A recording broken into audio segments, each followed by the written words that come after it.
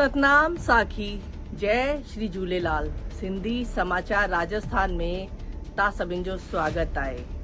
पंहिंजे सिंधी समाचार राजस्थान चैनल ते वॾे गणमान्य माण्हुनि जा ऐं भाउरनि जा फ़ोन ऐं मैसेज आया आहिनि कि पंहिंजे झूलेलाल साईं जे मंदिर में अन्य जाति जा पंडित वेठा आहिनि, बाबा काननि। इहो हिकु गंभीर चर्चा जो विषय आहे त अचो पाण गॾिजी इन विषय ते चर्चा करूं।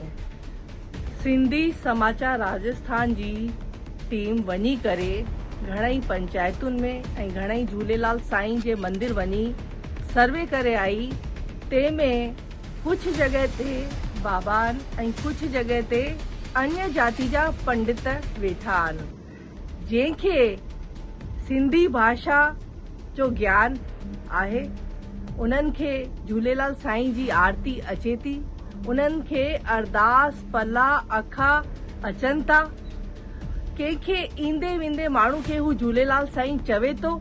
इहो हिकिड़ो तमामु गंभीर विषय आहे।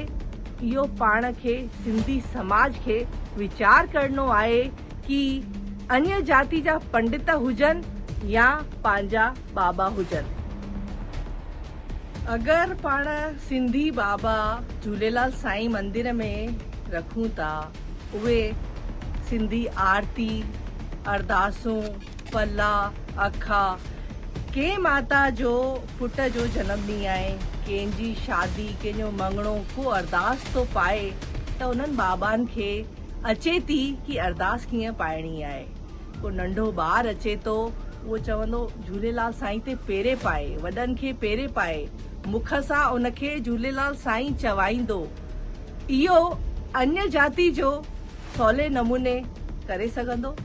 इहो सवाल आहे, वीचार करण जो मुद्दो आहे कि पाण खे इहो वीचार करणु खपिजे कि पंहिंजे मंदिरनि में बाबा जी हुजनि, जेके बाबा ये आरतियूं अखा पला ॾिण वार हर ईंदे वेंदे खे ॿुधाइनि ऐं जेके सॼी जानकारी हुजे।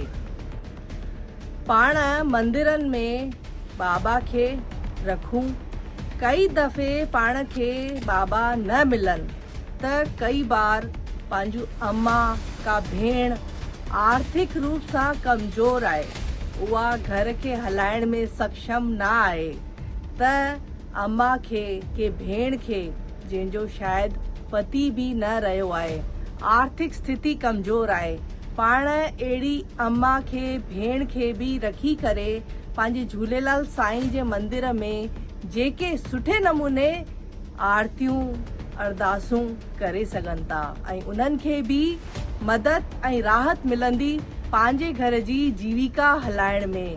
त किथे न किथे इहो हिकु सुठो कमु पाण सिंधी समाज करे रहंदासीं अहिड़ी माताउनि ऐं भेनरुनि लाइ।